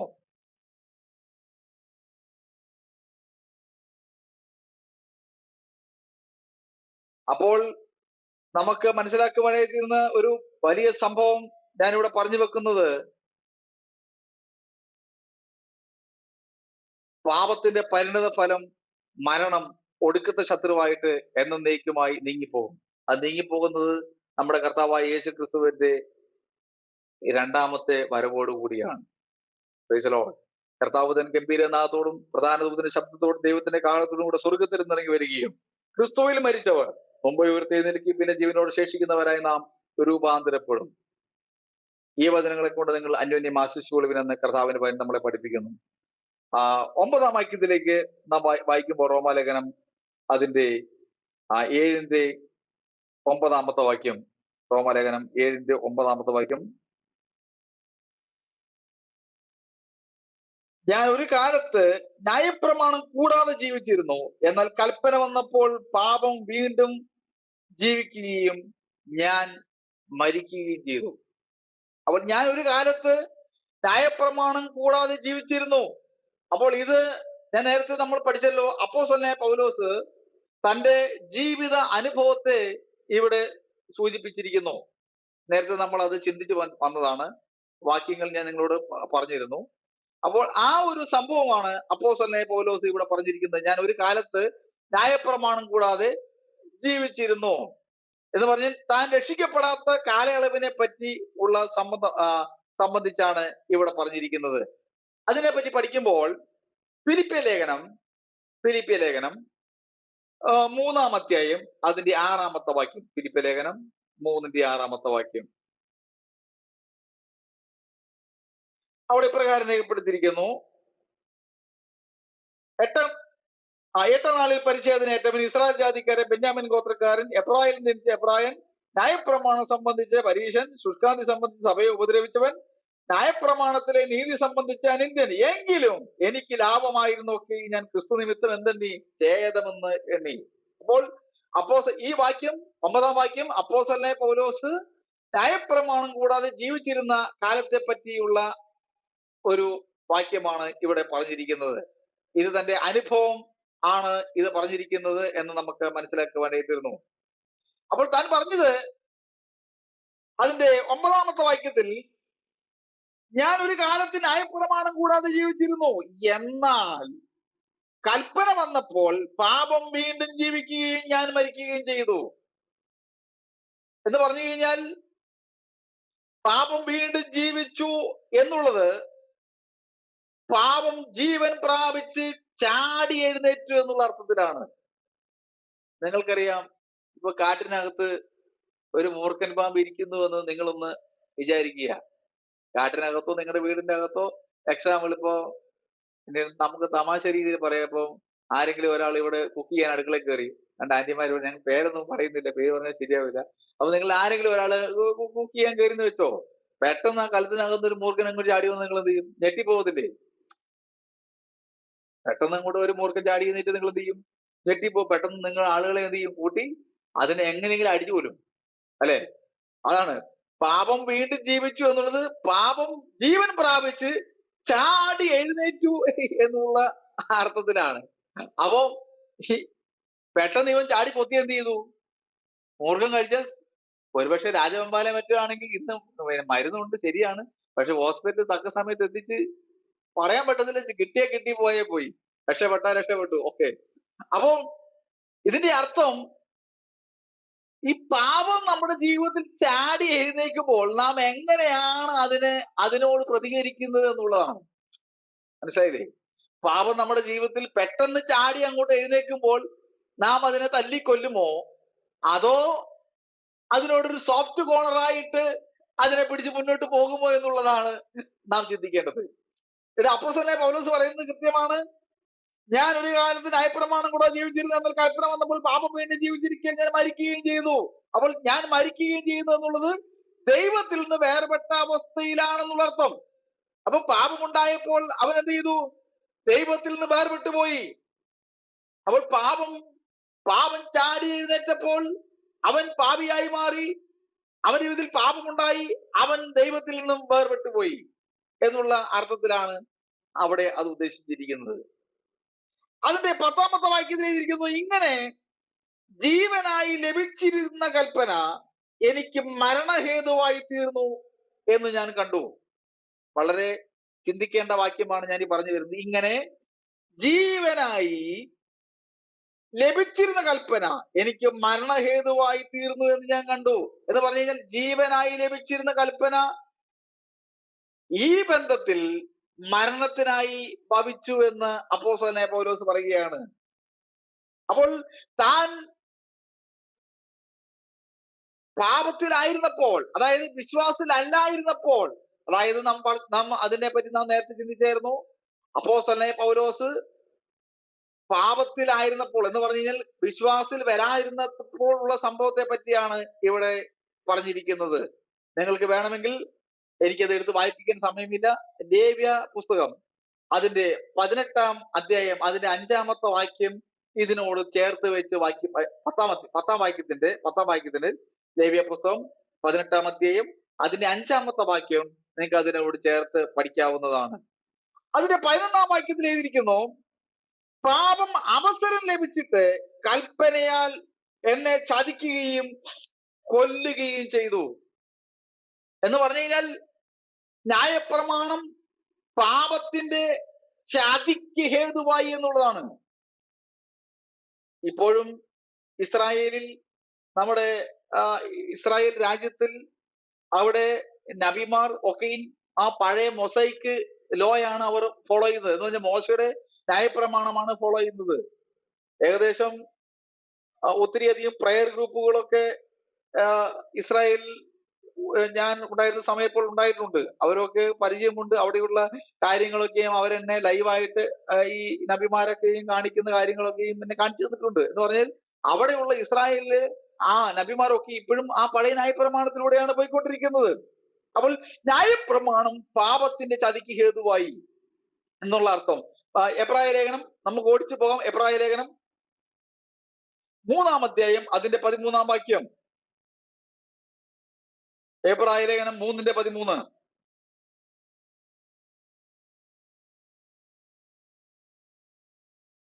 അവിടെ ഇപ്രകാരം രേഖപ്പെടുത്തിയിരിക്കുന്നു, നിങ്ങൾ ആരും പാപത്തിന്റെ ചതിയാൽ കഠിനപ്പെടാതിരിക്കേണ്ടതിന് ഇന്നു എന്ന് പറയുന്നിടത്തോളം നാൾ അന്യോന്യം പ്രബോധിച്ചുകൊള്ളുവിൻ. ആദ്യ വിശ്വാസം അവസാനത്തോളം മുറുകെ പിടിച്ചുകൊണ്ടാൽ നാം ക്രിസ്തുവിൽ പങ്കാളികളായി തീർന്നിരിക്കുന്നുവല്ലോ. കണ്ടോ, വളരെ ഇമ്പോർട്ടന്റ് ആയ വാക്യമാണ്. എബ്രായ ലേഖനം 3-ാം അധ്യായം അതിന്റെ 13-ാം വാക്യം. നിങ്ങളാരും. അപ്പോൾ പാപത്തിന് എന്തുണ്ട്? ഒരു ചതിയുണ്ടെന്നർത്ഥം. സ്തോത്രം. പാപത്തിന്റെ ചതിയിൽ നാം ഒരു കാരണവശാലും കുടുങ്ങിപ്പോകുവാൻ പാടില്ല. നിങ്ങളാരും പാപത്തിന്റെ ചതിയിൽ കഠിനപ്പെടാതിരിക്കേണ്ടതിന് ഇന്ന് എന്ന് പറയുന്നിടത്തോളം നാൾ തോറും അന്യോന്യം പ്രബോധിച്ചുകൊള്ളുവീൻ. അപ്പോൾ അന്യോന്യം പ്രബോധിപ്പിക്കുവാൻ ദൈവത്തിന്റെ പരിശുദ്ധാത്മാവ് ഇവിടെ നമ്മളെ പ്രബോധിപ്പിക്കുകയാണ്. താഴെ എഴുതിയിരിക്കുന്നു, അവസാനത്തോളം മുറുകെ പിടിച്ചുകൊണ്ടാൽ നാം ക്രിസ്തുവിൽ പങ്കാളികളായി തീർന്നിരിക്കുന്നുവല്ലോ. എന്ന് പറഞ്ഞു കഴിഞ്ഞാൽ നാം പിടിച്ചിരിക്കുന്ന വിശ്വാസം അവസാനം വരെയും മുറുകെ പിടിച്ചുകൊള്ളണമെങ്കിൽ നമുക്ക് തമ്മിൽ ഒരു പ്രബോധനം ആവശ്യമാണ്. വചനത്തെ നാം അന്യോന്യം പ്രബോധിപ്പിക്കുന്നവരായി തീരണം. അന്യോന്യം നമ്മുടെ ഹൃദയത്തിന്റെ അകത്തറത്തെ നാം പ്രബോധിപ്പിച്ചുകൊണ്ടേയിരിക്കണം. രാവിലെ നാം എഴുന്നേൽക്കുമ്പോൾ ഒരു 5 മിനിറ്റ് ബൈബിൾ വായിച്ച് ധ്യാനിച്ച് അത് നമ്മുടെ ഹൃദയത്തിന്റെ അകത്ത് കത്തിച്ചു കഴിഞ്ഞാൽ, ആ വചനത്തെ അത് കത്തിച്ച് മുന്നോട്ട് പോയി കഴിഞ്ഞാൽ നിശ്ചയമായിട്ടും നിന്നെ അത് നിത്യജീവനിലേക്ക് വഴി നടത്തുവാനായിട്ട് ഇടയായിത്തീരും. ഇനി അതല്ല, നിന്റെ കൂട്ട് പങ്കാളികൾ, സഹോദരി സഹോദരന്മാർ അവർ ഉണ്ടെന്നിരിക്കെ അവരുമായി അത് എക്സോർട്ടേഷൻ ചെയ്തു കഴിഞ്ഞാൽ, പ്രബോധനം ചെയ്തു കഴിഞ്ഞാൽ വളരെയധികം നന്നായിരിക്കും. അപ്പോൾ ന്യായപ്രമാണം പാപത്തിന്റെ ചതിക്ക് ഹേതുവാണ്. പാപത്തിന് അതിൻ്റെതായ ചതിയുണ്ട്, കുലയ്ക്ക് അതിൻ്റെതായ ചതിയുണ്ട്, നുണയ്ക്ക് അതിൻ്റെതായ ചതിയുണ്ട്. സ്തോത്രം. നമ്മുടെ ജീവിതത്തിൽ സംഭവിക്കുന്ന എല്ലാ പാപങ്ങൾക്കും അതിൻ്റെതായ ചതിയുണ്ടെന്ന് വളരെ വാസ്തവമായ തത്വമാണ് ഇവിടെ വെളിപ്പെടുത്തിയിരിക്കുന്നത്. 12-ാം വാക്യത്തിൽ എഴുതിയിരിക്കുന്നു, ആകയാൽ ന്യായപ്രമാണം വിശുദ്ധം, കൽപ്പന വിശുദ്ധം, ന്യായവും നല്ലത് തന്നെ. ഇവിടെ ഈ 12-ാം വാക്യത്തിൽ അപ്പോസ്തലനായ പൗലോസ് ഇവിടെ താൻ ന്യായപ്രമാണത്തിന്റെ മേന്മ ഉയർത്തി കാണിക്കുന്നു. ന്യായപ്രമാണം വിശുദ്ധമാണ്, കൽപ്പന വിശുദ്ധമാണ്, ന്യായവും നല്ലത് തന്നെ. പക്ഷേ താഴെ അതിന്റെ 13-ാം വാക്യത്തിൽ എഴുതിയിരിക്കുന്നു, എന്നാൽ നന്മയായുള്ളത് എനിക്ക് മരണകരമായി തീർന്നുവെന്നോ ഒരു നാളും അരുത്. പാപമത്രേ മരണമായി തീർന്നത്. അപ്പോൾ ന്യായപ്രമാണം പാപത്തെ അതിന്റെ ശരിയായ രൂപത്തിലും വലിപ്പത്തിലും ഇവിടെ വെളിപ്പെടുത്തി കാണിക്കുകയാണ്. കൽപ്പന എന്നുള്ളത് അതതിന്റെ ഓരോ ഭാഗത്തോടുമുള്ള ബന്ധത്തിൽ പറഞ്ഞിരിക്കുകയാണ്. അപ്പോൾ ദൈവം ഇസ്രായേൽ ജനത്തോടുള്ള ബന്ധത്തിൽ അവർക്ക് കൽപ്പന കൊടുത്തിരിക്കുന്നതായിട്ട് നമ്മൾ കാണുന്നു. ദൈവം ആദാമിനോടും ഹവ്വയോടുമുള്ള ദൈവം ഇസ്രായേൽ ബന്ധത്തോട് അവർക്ക് ന്യായപ്രമാണം കൊടുത്തു. ദൈവം ആദാമിനോടും ഹവ്വയോടുമുള്ള ബന്ധത്തിൽ അവർക്ക് കൽപ്പന കൊടുക്കുവാനിടയിൽ തീർന്നു. എന്നാൽ കർത്താവായ യേശു ക്രിസ്തു പുതു നിയമത്തിലേക്ക് കടന്നു വന്നപ്പോൾ താൻ കാൽവരിയുടെ കുലമരത്തിൽ ഈ ന്യായപ്രമാണം, ഈ മൊസൈക്ക് ലോസിനെ എല്ലാം ബ്രേക്ക് ചെയ്തുകൊണ്ട് പുതിയതൊന്ന് നമുക്ക് വേണ്ടി സ്ഥാപിക്കുവാനായിട്ട് ഇടയായി തീർന്നു. അപ്പോൾ ന്യായപ്രമാണം പാപത്തെ അതിന്റെ ശരിയായ രൂപത്തിലും വലിപ്പത്തിലും വെളിപ്പെടുത്തുന്നതായിട്ട് നമുക്ക് വായിക്കുവാനായി തീർന്നു. അത് 13-ാം അധ്യായത്തിൽ എഴുതിയിരിക്കുന്നു, എന്നാൽ നന്മയായുള്ളത് എനിക്ക് മരണകരമായി തീർന്നുവെന്ന് ഒരു നാളും അരുത്. പാപമത്രേ മരണമായി തീർന്നത്. അത് നന്മയായുള്ളതിനെ കൊണ്ട് എനിക്ക് മരണം ഉളവാക്കുന്നതിനാൽ പാപം എന്ന് തെളിയേണ്ടതിന് കൽപ്പനയാൽ അത്യന്തം പാപമായി തീരേണ്ടതിന് തന്നെ. അപ്പോൾ പാപത്തെ സംബന്ധിച്ചിടത്തോളം പാപം ഒരു വിശ്വാസിയുടെ ജീവിതത്തിൽ, ഒരു വ്യക്തിയുടെ ജീവിതത്തിൽ അത് മരണമായി വെളിപ്പെടുവാനിടയെ തീർന്നു. ഒന്നും കൂടി ഞാൻ തെളിച്ചു പറയാം, ഒന്നും കൂടി തെളിച്ചു പറയാം, ഒന്നും കൂടി തെളിച്ചു പറയാം. പുതിയ നിയമത്തിലേക്ക് നാം കടന്നു വരുമ്പോൾ നാം വ്യഭിചാരം ചെയ്യേണ്ടതിന് ഒരു സ്ത്രീയെ രഹസ്യമായി ഒരു മുറിയിൽ കൊണ്ടുപോയി വ്യഭിചാരം ചെയ്യേണ്ട ആവശ്യമില്ല. അവളെ നോക്കി ഒന്ന് മോഹിച്ചു കഴിഞ്ഞാൽ പുതിയ നിയമത്തിൽ നാം വ്യഭിചാരം ചെയ്തു കഴിഞ്ഞു. നാം നമ്മുടെ നാക്കുകൊണ്ട് നാം അറിയാതെ തന്നെ, ഇനി അറിഞ്ഞുകൊണ്ടാണെങ്കിൽ പോലും നാം ഒരു നുണ പറഞ്ഞു കഴിഞ്ഞാൽ അത് പാപമായി മാറിക്കഴിഞ്ഞു. അപ്പോൾ നാം ചിന്തിക്കുന്നുണ്ടായിരിക്കും, നുണ പറയുന്നത്, അല്ലെങ്കിൽ ഞാൻ അറിഞ്ഞോ അറിയാതെയോ ഒരു വ്യക്തിയെ മോഹിച്ചുപോയി, അല്ലെങ്കിൽ ഒരു പൈസ മോഹിച്ചുപോയി, അല്ലെങ്കിൽ ഒരു വ്യക്തിയുടെ വീട് മോഹിച്ചുപോയി, ഒരു സ്ഥലം മോഹിച്ചുപോയി, ഇങ്ങനെയുള്ള സംഭവങ്ങളൊക്കെ അറിഞ്ഞും അറിയാതെയുമാണ് എന്റെ ജീവിതത്തിൽ സംഭവിക്കുന്നത് കർത്താവേ എന്നൊരു പക്ഷേ നീ നിന്റെ ഹൃദയത്തിന്റെ അന്തർഗതത്തിൽ നീ ആശ്വസിച്ചുകൊണ്ട് ചിന്തിക്കുന്നുവെങ്കിൽ, എന്നീ മണിക്കൂറിൽ പറയട്ടെ, നാം ദൈവസന്നിധിയിലേക്ക് കടന്നു വരുമ്പോൾ ഇതെല്ലാം നമ്മുടെ ജീവിതത്തിൽ നാം അറിയാതെ തന്നെ മരണത്തിന്റെ ഫലത്തെ വെളിപ്പെടുത്തുകയാണ്. അതുകൊണ്ടാണ് ഇവിടെ അപ്പോസ്തലനായ പൗലോസ് പറയുന്നത്, പാപം എന്ന് തെളിയിക്കുന്നതെന്നും കൽപ്പനയാൽ അത്യന്തം പാപമായി തീരേണ്ടതിന് തന്നെ ന്യായപ്രമാണം ആത്മീയമെന്ന് നാം അറിയുന്നുവല്ലോ. ഞാനോ ജഡമയൻ, പാപത്തിന് ദാസനായി വിൽക്കപ്പെട്ടവൻ തന്നെ. ഈ 7-ാം അധ്യായം അതിന്റെ 14 മുതൽ 25 വരെയുള്ള വാക്യങ്ങൾ നിങ്ങൾ വളരെയധികം ശ്രദ്ധിച്ച് പഠിക്കണം. ഇനി പഠിക്കുന്നത് വളരെയധികം ശ്രദ്ധിച്ച് അങ്ങോട്ട് മുന്നോട്ട് പോകേണ്ട കാര്യങ്ങളാണ്. 7-ാം അധ്യായത്തിന്റെ 14 മുതൽ അതിന്റെ 25 വരെയുള്ള വാക്യങ്ങൾ പാപത്തിന്റെ പോരാട്ടവും അതിന്റെ ന്യായപ്രമാണവും, പാപത്തിന്റെ പോരാട്ടവും അതിന്റെ ന്യായപ്രമാണവും. വേദപുസ്തകത്തിലെ തന്നെ ഏറ്റവും വിവാദപരമായ ചില ഭാഗങ്ങളിൽ ഒന്നാണ് നമുക്കിവിടെ കാണുവാനായിട്ട് സാധിക്കുന്നത്. ഞാൻ നേരത്തെ പറഞ്ഞല്ലോ, അനേക വേദ പണ്ഡിതാക്കന്മാർ തമ്മിൽ വളരെയധികം തർക്കങ്ങളും അതിനോടൊപ്പം തന്നെ വളരെയധികം കുണിഷ്ഠ ചോദ്യങ്ങളും ചോദിച്ച് അവരാണ് ശരിയെന്ന് ചിലരൊക്കെ തെളിയിച്ചിട്ടുണ്ട്. എങ്കിൽ തന്നെയും ഞാൻ ആ ഭാഗത്തെ ഒന്നും സ്പർശിച്ച് മുന്നോട്ട് പോകുവാനായിട്ട് ആഗ്രഹിക്കുന്നില്ല. ദൈവത്തിന്റെ പരിശുദ്ധാത്മാവ് എന്റെ ഹൃദയത്തിന്റെ അകത്ത് തന്ന ചില ആത്മീക മർമ്മങ്ങൾ മാത്രം നിങ്ങളെ പ്രബോധിപ്പിച്ച് ഞാൻ മുന്നോട്ട് പോകുവാനായിട്ട് കർത്താവിൽ ശരണപ്പെടുകയാണ്. ഇവിടെ അതിന്റെ 14-ാം വാക്യം, ന്യായപ്രമാണം ആത്മീയമെന്ന് നാം അറിയുന്നുവല്ലോ. അപ്പൊ ഇവിടെ പറയുന്ന സംഭവം എന്താണ്? ന്യായപ്രമാണം ആത്മീയമെന്ന് നാം അറിയുന്നുവല്ലോ. ഞാനോ ജഡമയൻ, പാപത്തിന് ദാസനായി വിൽക്കപ്പെട്ടവൻ തന്നെ. അപ്പോൾ ഇവിടെ പറയുന്ന അനുഭവം ഈ ഭാഗത്ത് സംബന്ധിച്ച് വിവിധ വ്യാഖ്യാനങ്ങൾ നമുക്ക് കാണാൻ സാധിക്കുന്നു. അപ്പൊ ചില വ്യാഖ്യാനങ്ങൾ ഞാൻ ഇവിടെ പറയാനായിട്ട് പോവുകയാണ്. നിങ്ങൾ കമന്ററിയിൽ ഒരു പക്ഷെ ഉണ്ടാകുമായിരിക്കും, ഉണ്ടെങ്കിൽ കുഴപ്പമില്ല. നിങ്ങൾക്ക് ഞാൻ പറയുന്നത് വേണമെങ്കിൽ ഈ വ്യാഖ്യാനങ്ങളൊക്കെ നോട്ട് ചെയ്യാം, വേണമെങ്കിൽ നോട്ട് ചെയ്യാം. നിങ്ങൾക്ക് ഒരു പക്ഷേ അത് ഉപകാരപ്പെടുമായിരിക്കാം ഭാവിയിൽ.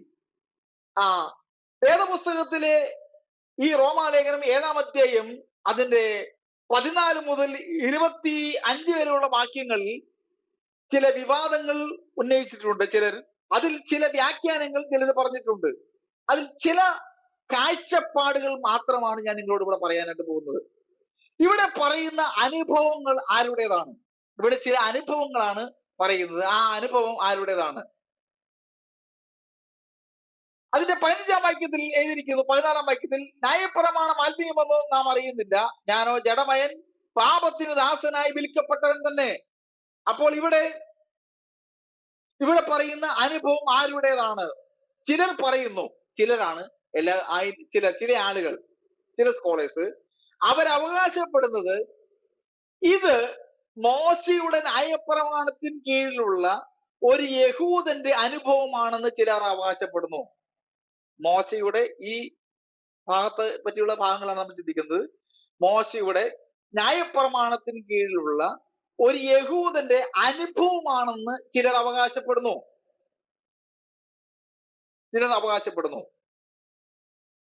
രണ്ടാമത് ചിലർ അവകാശപ്പെടുന്നത് പരിജ്ഞാനമില്ലാത്ത ഒരു വിശ്വാസിയുടെ ആദ്യകാല അനുഭവമാണ് എന്നുള്ളത് അവിടെ അവകാശപ്പെടുന്നു. പരിജ്ഞാനമില്ലാത്ത ഒരു വിശ്വാസിയുടെ ആദ്യകാല അനുഭവം ആണ് എന്ന് ചിലർ അവകാശപ്പെടുന്നു. മൂന്നാമതായിട്ട് അവകാശവാദം ഉന്നയിക്കുന്നത് ഒരു പിന്മാറ്റക്കാരന്റെ അനുഭവം.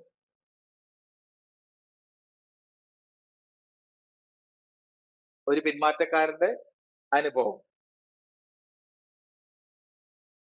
നാലാമത്തെ വാദം ഒരു തികഞ്ഞ ആത്മീയന് എക്കാലത്തും അവന്റെ ജീവിതത്തിൽ ഉണ്ടാകുന്ന അനുഭവമാണ് ഇവിടെ ചിലർ അവകാശപ്പെടുന്നത്.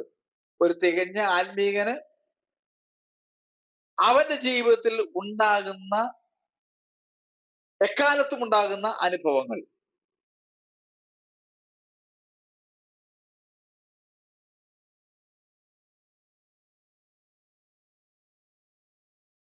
അതിന്റെ 22ാമത്തെ വാക്യത്തിൽ 22ാമത്തെ വാക്യം, ഉള്ളം കൊണ്ട് ഞാൻ ദൈവത്തിന്റെ ന്യായപ്രമാണത്തിൽ രസിക്കുന്നു. ഉള്ളം കൊണ്ട് ഞാൻ ദൈവത്തിന്റെ ന്യായപ്രമാണത്തിൽ രസിക്കുന്നു. ഇത് ഒരു വ്യക്തിയുടെ ജീവിതത്തിൽ സംഭവിച്ചുകൊണ്ടിരിക്കുന്ന കാര്യമാണ്. ഉള്ളം കൊണ്ട് ഞാൻ ദൈവത്തിന്റെ ന്യായപ്രമാണത്തിൽ രസിക്കുന്നു.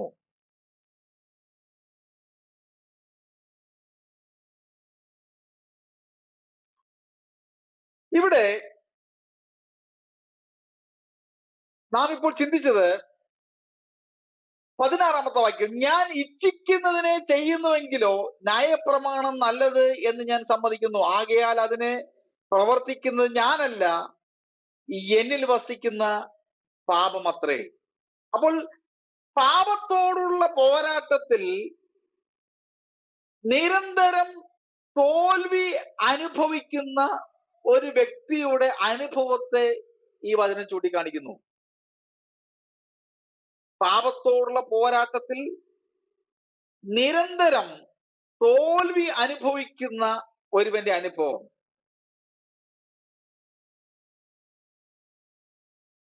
പാപത്തോടുള്ള പോരാട്ടത്തിൽ നിരന്തരം തോൽവി അനുഭവിക്കുന്ന അനുഭവം എന്ന് പറഞ്ഞാൽ ഒരു ഡിഫീറ്റ് അവന്റെ ജീവിതത്തിൽ ഉണ്ടാകുന്നു.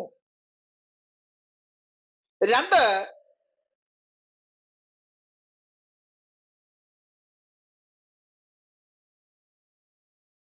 അതിന്റെ 17ാമത്തെ വാക്യം, ആകയാൽ അതിനെ പ്രവർത്തിക്കുന്ന ഞാനല്ല, എന്നിൽ വസിക്കുന്ന പാപം മാത്രമേ. എന്ന് വെച്ചാൽ എന്റെ ജഡത്തിൽ നന്മ വസിക്കുന്നില്ല എന്ന് ഞാൻ അറിയുന്നു. നന്മ ചെയ്യുവാനുള്ള താല്പര്യം എനിക്കുണ്ട്, പ്രവർത്തിക്കുന്നതോ ഇല്ല. ഞാൻ ചെയ്യുവാൻ ഇച്ഛിക്കുന്ന തിന്മ ചെയ്യുന്നില്ല, ഇച്ഛിക്കാത്ത തിന്മയത്രേ പ്രവർത്തിക്കുന്നത്. അപ്പോൾ ഹൃദയത്തിൽ കുടികൊള്ളുന്ന പാപാവസ്ഥയെ ആ വ്യക്തി നിരന്തരം കണ്ടുപിടിക്കുകയാണ്. ഒരു വിശ്വാസിയുടെ ജീവിതത്തിൽ അല്ലെങ്കിൽ ഒരു വ്യക്തിയുടെ ജീവിതത്തിൽ കുടികൊള്ളുന്ന പാപാവസ്ഥയെ അവൻ നിരന്തരം കണ്ടുപിടിക്കുകയാണ്. അപ്പോൾ പാപത്തിന്റെ പോരാട്ടത്തോടുള്ള ബന്ധത്തിൽ, പാപത്തിന്റെ പോരാട്ടം നാം പഠിച്ചു കഴിഞ്ഞല്ലോ. അപ്പൊ അതിനോടുള്ള ബന്ധത്തിൽ അവന്റെ ജീവിതത്തിൽ ഉണ്ടാകുന്ന ആ നിരന്തരമായ ആ സംഭവത്തെയാണ് നമ്മളവിടെ പഠിക്കുവാനായിട്ട് ഇടയായി തീർന്നത്. അതിന്റെ 19ാമത്തെ വാക്യം ഒന്ന് പഠിക്കാം. 19ാമത്തെ വാക്യം, 19-ാമത്തെ വാക്യത്തിൽ എന്നിൽ എന്ന് വെച്ചാൽ എന്റെ ജഡത്തിൽ നന്മ വസിക്കുന്നില്ല എന്ന് ഞാൻ അറിയുന്നു. നന്മ ചെയ്യുവാനുള്ള താല്പര്യം എനിക്കുണ്ട്, പ്രവർത്തിക്കുന്നതോ ഇല്ല. ഞാൻ ചെയ്യുവാൻ ഇച്ഛിക്കുന്ന നന്മ ചെയ്യുന്നില്ലല്ലോ, ഇച്ഛിക്കാത്ത തിന്മയത്ര പ്രവർത്തിക്കുന്നത്. ഞാൻ ഇച്ഛിക്കാത്തതിനെ ചെയ്യുന്നതെങ്കിലോ അതിനെ പ്രവർത്തിക്കുന്നത് ഞാനല്ല, എന്നിൽ വസിക്കുന്ന പാപമത്രേ. അങ്ങനെ നന്മ ചെയ്യുവാൻ ഇച്ഛിക്കുന്ന ഞാൻ തിന്മ എന്റെ പക്കൽ ഉണ്ട് എന്നൊരു പ്രമാണം കാണുന്നു. അപ്പോൾ ഇവിടെ തിന്മയുടെ പ്രമാണത്തെ നമ്മൾ കാണുന്നു. തിന്മയുടെ പ്രമാണം വളരെ ശക്തമായി ഇവിടെ അപ്പോസ്തലനായ പൗലോസ് ചൂണ്ടിക്കാണിക്കുന്നു. 21-ാം വാക്യം, നന്മ ചെയ്യുവാൻ എനിക്ക് ആഗ്രഹമുണ്ട്, എനിക്ക് ഇച്ഛയുണ്ട്, പക്ഷേ ഞാൻ തിന്മ എന്റെ പക്കൽ ഉണ്ട് എന്നൊരു പ്രമാണം കാണുകയാണ്. പ്രിയമുള്ളവരെ, നാം ക്രിസ്തുവിനോടുള്ള യാത്രയുടെ മധ്യത്തിൽ അല്ലെങ്കിൽ കർത്താവിന്റെ വചനവുമായി മുന്നോട്ട് പോകുമ്പോൾ തിന്മ നമ്മളെ ചുറ്റി വളഞ്ഞിരിക്കാം. ക്രിസ്തുവിന്റെ പാതയിലേക്ക് അടുപ്പിക്കാതെ, കർത്താവിന്റെ പാതയിലേക്ക് ക്രിസ്തുവിന്റെ വചനത്തിൽ നിന്നും നമ്മളെ പുറകോട്ട് എറിഞ്ഞു കളയുന്ന തിന്മയുടെ ഒരു പ്രമാണം നമുക്ക് കാണുവാനിടയെത്തിരുന്നു. എന്നാൽ ഒരു ദൈവവൈതലിനെ സംബന്ധിച്ചിടത്തോളം ആ തിന്മയുടെ പ്രമാണത്തെ അവൻ വലിച്ചെറിഞ്ഞ് നന്മയുടെ പ്രമാണത്തെ അവൻ പിന്തുടരുവാനായിട്ട് ഇടയായിത്തീരണം. രക്ഷിക്കപ്പെട്ട് ജ്ഞാനപ്പെട്ട് ദൈവകൃപയിൽ ആശ്രയിച്ച് ജീവിക്കുന്ന, പരിശുദ്ധാത്മാഭിഷേകത്തിൽ ജീവിക്കുന്ന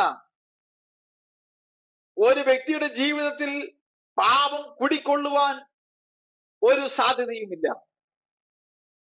പാപത്തിന്റെ ഒരു ലേശ കണികകൾ അവന്റെ അകത്ത് വസിക്കുവാൻ ഒരു സാധ്യതയുമില്ല.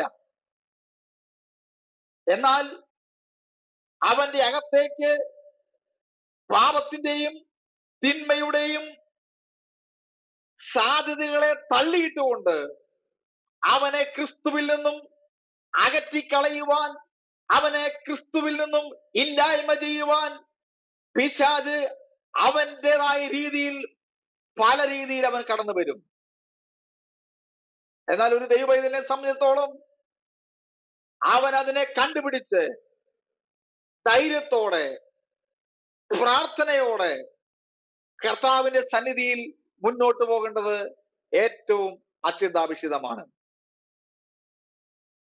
22ഉം 23 വാക്യം വായിക്കുമ്പോൾ, ഉള്ളം കൊണ്ട് ഞാൻ ദൈവത്തിന്റെ ന്യായപ്രമാണത്തിൽ ലസിക്കുന്നു, എങ്കിലും എന്റെ ബുദ്ധിയുടെ പ്രമാണത്തോട് പോരാടുന്ന വേറൊരു പ്രമാണം ഞാൻ എന്റെ അവയവങ്ങളിൽ കാണുന്നു. അതെന്റെ അവയവങ്ങളിലുള്ള പാപപ്രമാണത്തിന് എന്നെ തന്നെ ബദ്ധനാക്കി കളയുന്നു. സ്തോത്രം. പ്രിയമുള്ളവരെ ശ്രദ്ധിക്കുക.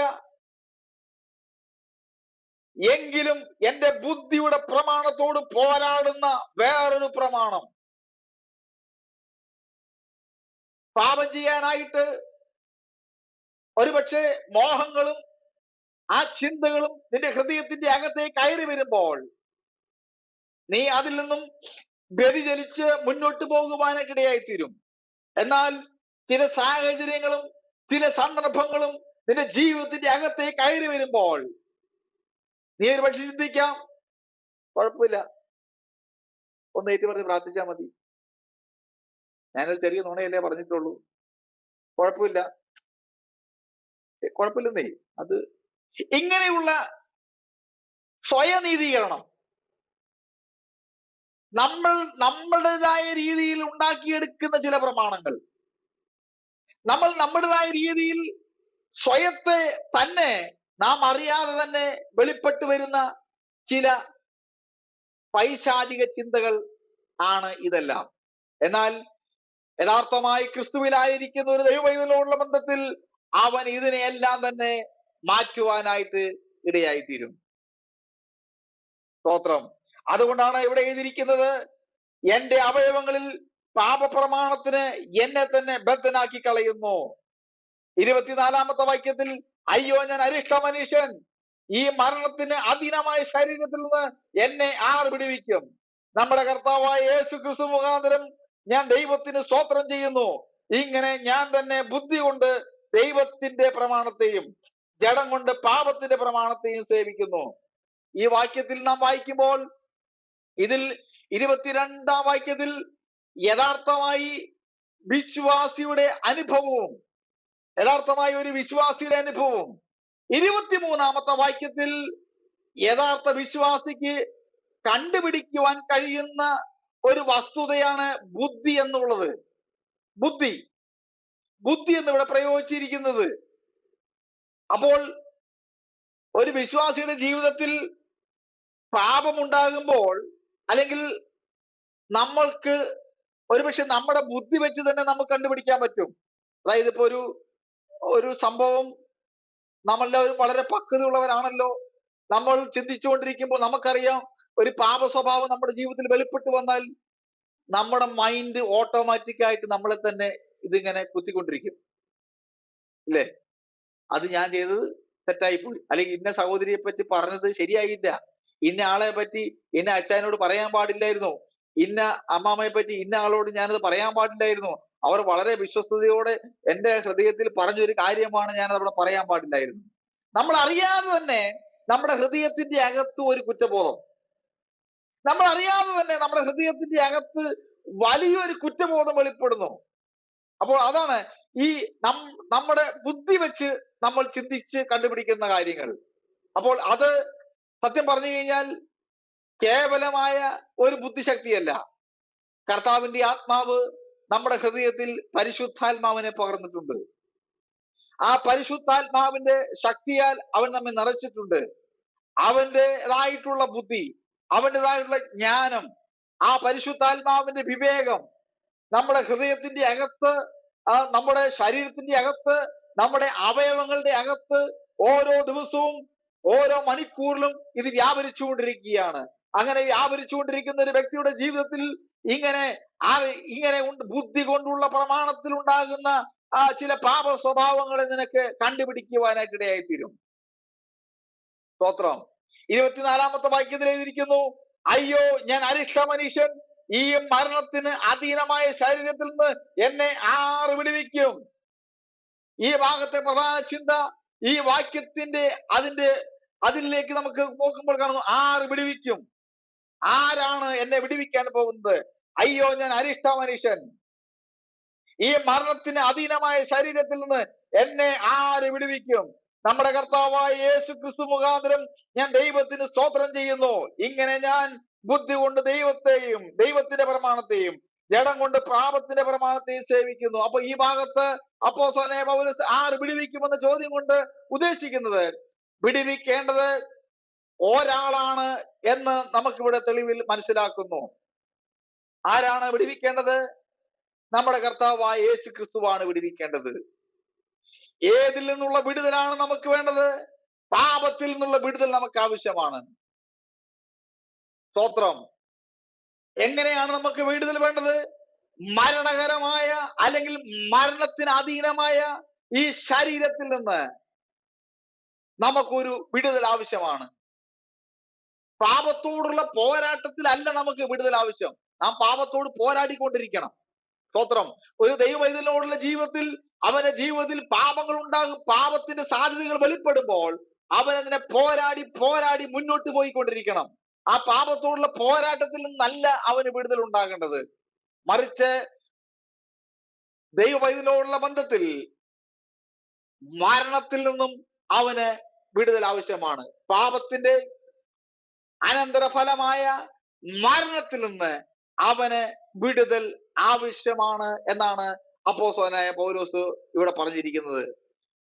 പ്രിയമുള്ളവരെ, മരണം വരെ നീണ്ടു നിൽക്കുന്ന ഒരു പോരാട്ട പ്രക്രിയയിലൂടെയാണ് നാം സഞ്ചരിച്ചു പോകുന്നത്. നമ്മുടെ വിശ്വാസ ജീവിതം സഞ്ചരിച്ചു പോകുന്നത് മരണം വരെ, അതായത് 70 ഏറെയായാൽ 80 ആണ് നമ്മുടെ വാഴ്ചയുടെ കാലഘട്ടം. ഇതിന്റെ അകത്ത് നമ്മുടെ ആയുസ് ഇവിടെ നശിച്ചു പോവുകയാണ്. ഇതിന്റെ അകത്ത് നമ്മുടെ ജീവിതത്തിൽ ഉണ്ടാകുന്ന പാപത്തിന്റെ പോരാട്ടത്തിൽ നാം നശിച്ചു പോകുവാനല്ല, ആ പാപത്തിന്റെ പോരാട്ടത്തിൽ നാം അത് പാപത്തിൻ്റെതായിട്ടുള്ള അനന്തരഫലമായ ആ മരണത്തിൽ നിന്നും ഒരു വിടുതൽ പ്രാപിച്ച് മരണത്തിന് അധീനമായ ഈ ശരീരത്തില് രൂപാന്തരം പ്രാപിച്ച് മുന്നോട്ട് പോകുവാനാണ് ദൈവത്തിന്റെ പരിശുദ്ധാത്മാവ് നമ്മളെ കുറിച്ച് ആഗ്രഹിക്കുന്നത്. അതുകൊണ്ടാണ് അതിന് 25 എഴുതിയിരിക്കുന്നു, നമ്മുടെ കർത്താവായ യേശു ക്രിസ്തു മുഖാന്തരം ഞാൻ ദൈവത്തിന് സ്തോത്രം ചെയ്യുന്നു. സ്തോത്രം. നമ്മുടെ കർത്താവായ യേശു ക്രിസ്തു മുഖാന്തരം അപ്പോസ്തലനായ പൗലോസ് പറയുന്നു, ഞാൻ ദൈവത്തിന് സ്തോത്രം ചെയ്യുന്നു. സ്തോത്രം. എന്തിനാണ് സ്തോത്രം ചെയ്യുന്നത്? ഇങ്ങനെ തന്നെ ഞാൻ ബുദ്ധി കൊണ്ട് ദൈവത്തിന്റെ പ്രമാണത്തെയും ജഡം കൊണ്ട് പാപത്തിന്റെ പ്രമാണത്തെയും സേവിക്കുന്നു. ഇങ്ങനെ ഞാൻ സേവിക്കുന്നു എന്നാണ് അവൻ പറയുന്നത്. എന്ന് പറഞ്ഞു കഴിഞ്ഞാൽ താൻ ഒടുവിലായി എത്തിച്ചേർന്ന തീരുമാനമാണ് ഇവിടെ താൻ വിളിച്ചു പറയുന്നത്. അപ്പോസ്തലനായ പൗലോസ് താൻ ഒടുവിലായി താൻ തന്നെ എത്തിച്ചേർന്ന ഒരു തീരുമാനത്തെയാണ് ഇവിടെ വെളിപ്പെടുത്തിയിരിക്കുന്നത്. ഇവിടെ നമുക്ക് കൺഫ്യൂഷൻ ഉണ്ടാകുവാൻ വളരെയധികം സാധ്യതയുള്ള ചില ഭാഗങ്ങളാണ്. ഞാൻ ദൈവത്തിന് സ്തോത്രം ചെയ്യുന്നു, ഇങ്ങനെ ഞാൻ ബുദ്ധി കൊണ്ട് ദൈവത്തിന്റെ പ്രമാണത്തെയും ജഡം കൊണ്ട് പാപത്തിന്റെ പ്രമാണത്തെയും സേവിക്കുന്നു എന്ന് പറഞ്ഞു കഴിഞ്ഞാൽ, സേവിക്കുന്നു എന്ന വാക്കിന്റെ അർത്ഥം അപ്പോസ്തലനായ പൗലോസ് വേദപണ്ഡിതാക്കൾ അഭിപ്രായപ്പെടുന്നത് താൻ ഒടുവിലായി എത്തിച്ചേർന്ന ഒരു തീരുമാനമാണ്. ആ തീരുമാനം ഈ അധ്യായത്തിൽ ഏറ്റവും പ്രധാന വിഷയമാണ്. Price the Lord. അപ്പോൾ നമുക്ക് മനസ്സിലാക്കേണ്ടിയിരുന്നു, ഞാൻ അരിഷ്ട മനുഷ്യൻ, ഈ മരണത്തിന് അധീനമായ ശരീരത്തിൽ നിന്ന് എന്നെ ആർ വിടുവിക്കും. അപ്പോൾ അപ്പോസ്തലനായ പൗലോസ് പറയുകയാണ്, അയ്യോ ഞാൻ അരിഷ്ട മനുഷ്യൻ, ഈ മരണത്തിന് അധീനമായ ശരീരത്തിൽ നിന്ന് എന്നെ ആർ വിടുവിക്കും? എന്നെ വിടുവിക്കാൻ കഴിയുന്നത് ഒരേ ഒരു ശക്തിക്ക് മാത്രമേ കഴിയുകയുള്ളൂ. അത് നമ്മുടെ കർത്താവായ യേശു ക്രിസ്തുവിന് മാത്രമേ കഴിയുകയുള്ളൂ. ന്യായപ്രമാണത്തിന് കഴിയുകയില്ല,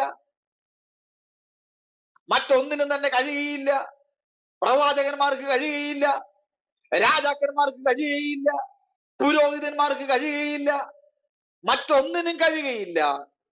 എന്നെ ഈ അരിഷ്ടതയിൽ നിന്ന് രക്ഷിക്കുവാൻ കഴിയുന്ന ഒരേ ഒരു ശക്തി ഉണ്ടെങ്കിൽ അത് ഞാൻ വിശ്വസിക്കുന്ന, ഞാൻ അടിയുറച്ച് വിശ്വസിക്കുന്ന എന്റെ കർത്താവായ യേശു ക്രിസ്തുവിന് മാത്രമേ സാധ്യമാകുകയുള്ളൂ. അതുകൊണ്ടാണ് അപ്പോസ്തലനായ പൗലോസ് പറയുന്നത്, നമ്മുടെ കർത്താവായ യേശു ക്രിസ്തു മുഖാന്തരം ഞാൻ ദൈവത്തിന് സ്തോത്രം ചെയ്യുന്നു. കാരണം എന്ന് ചോദിച്ചു കഴിഞ്ഞാൽ, എനിക്കൊരു കാര്യം ഉറപ്പാണ്, എന്റെ കർത്താവിന് എന്നെ ഇതിൽ നിന്നൊക്കെയും വിടുവിക്കുവാൻ കഴിയുമെന്ന് ഞാൻ വിശ്വസിക്കുന്നു. സ്തോത്രം. എന്റെ കർത്താവിന് എന്നെ ഇതിൽ നിന്നൊക്കെയും വിടുവിച്ച് മുന്നോട്ട് കൊണ്ടുപോകാൻ സാധിക്കുമെന്ന് ഞാൻ ഉറച്ച് വിശ്വസിക്കുകയാണ്. പ്രിയമുള്ളവരെ, ഇന്നീ മണിക്കൂറിൽ നമുക്ക് നമ്മളെ തന്നെ ഒന്ന് ശോധന ചെയ്യാം. നാം എവിടെയാണ് ആയിരിക്കുന്നത്? നാം നമ്മുടെ മുന്നോട്ടുള്ള യാത്രയിൽ നാം എങ്ങനെയാണ് മുന്നോട്ട് പോകുന്നത്? നമുക്ക് നമ്മളെ തന്നെ ശോധന ചെയ്യാം. നമ്മുടെ ജീവിതത്തിൽ ഉണ്ടാകുന്ന പാപ സ്വഭാവങ്ങൾ, നമ്മുടെ ജീവിതത്തിൽ ഉണ്ടാകുന്ന പാപ പ്രവർത്തികൾ, ഇതൊക്കെയും തന്നെ ക്രിസ്തുവിൽ നിന്നും നമ്മളെ അകറ്റിക്കളയുന്നുണ്ടോ? ക്രിസ്തുവിന്റെ വചനത്തിൽ നിന്നും നമ്മളെ അകറ്റിക്കളയുന്നുണ്ടോ? ആ നിത്യതയിൽ നിന്നും നമ്മളെ അകറ്റിക്കളയുന്നുണ്ടോ? നമ്മുടെ നോട്ടങ്ങൾ, നമ്മുടെ ഭാവങ്ങൾ, നമ്മുടെ പ്രവർത്തികൾ, നമ്മുടെ ചിന്തകൾ, നമ്മുടെ കൊടുക്കൽ വാങ്ങലുകൾ, ഇതൊക്കെയും തന്നെ നമ്മളെ ക്രിസ്തുവിൽ നിന്നും ക്രിസ്തുവിന്റെ വചനത്തിൽ നിന്നും അകറ്റിക്കളയുന്നുണ്ടോ? ഈ ലോകത്തിൽ നാം എന്തെല്ലാം തന്നെ നേടിയാലും എന്തെല്ലാം തന്നെ വാരിക്കൂട്ടിയാലും ആ നിത്യരാജ്യത്തിന് നമ്മൾ അവകാശികളായി തീരുവാൻ സാധിച്ചില്ല എങ്കിൽ നാം ഈ ഓടുന്നതും അധ്വാനിക്കുന്നതും എല്ലാം തന്നെ വ്യർത്ഥമാണ്. അതുകൊണ്ട് പ്രിയമുള്ളവരെ, നമുക്ക് നമ്മളെ തന്നെ ഒരു നിമിഷം ഒന്ന് കർത്താവിന്റെ കരങ്ങളിലേക്ക് സമർപ്പിക്കാം. നമുക്ക് കർത്താവിന്റെ കരങ്ങളിലേക്ക് സമർപ്പിച്ചു കൊടുത്തുകൊണ്ട്, കർത്താവെ, ഞാൻ എന്നെ തന്നെ സമർപ്പിക്കുന്നു. പലപ്പോഴും ഞാൻ എൻ്റെ ബുദ്ധി കൊണ്ട് പല കാര്യങ്ങൾ ചിന്തിച്ചു കൂട്ടിയിട്ടുണ്ട്. ബുദ്ധി കൊണ്ട് പല കാര്യങ്ങൾ ഞാൻ പ്രവർത്തിച്ചു കൂട്ടിയിട്ടുണ്ട്. ബുദ്ധി കൊണ്ട് പല കാര്യങ്ങൾ ഞാൻ ചിന്തിച്ചിട്ടുണ്ട്. പലപ്പോഴും എന്നിൽ വ്യാപരിക്കുന്ന വേറെ ചില ചിന്തകൾ, വേറെ ചില പ്രമാണങ്ങൾ, ബുദ്ധിയുടെ പ്രമാണങ്ങൾ എന്നെ ക്രിസ്തുവിൽ നിന്നും അകറ്റിക്കളഞ്ഞിട്ടുണ്ട്. എന്നാൽ ഈ മണിക്കൂറിൽ നമുക്ക് ഒരു നിമിഷം നമ്മളെ തന്നെ ശോധന ചെയ്യാം. നമ്മുടെ അനുഭവം കർത്താവിൽ എങ്ങനെയാണ് എന്ന് ഒരു നിമിഷം നമുക്ക് നമ്മളെ തന്നെ ശോധന ചെയ്യാം. നാം രക്ഷിക്കപ്പെട്ടിട്ടും ധ്യാനപ്പെട്ടിട്ടും പരിശുദ്ധാത്മാഭിഷേകം പ്രാപിച്ചിട്ടും നമ്മുടെ അകത്ത് പാപം കുടികൊള്ളുന്നുണ്ടോ, അല്ലെങ്കിൽ പാപം വസിക്കുന്നുണ്ടോ എന്ന് ഒരു നിമിഷം നമുക്ക് നമ്മളെ തന്നെ ഒന്ന് ശോധന ചെയ്യാം.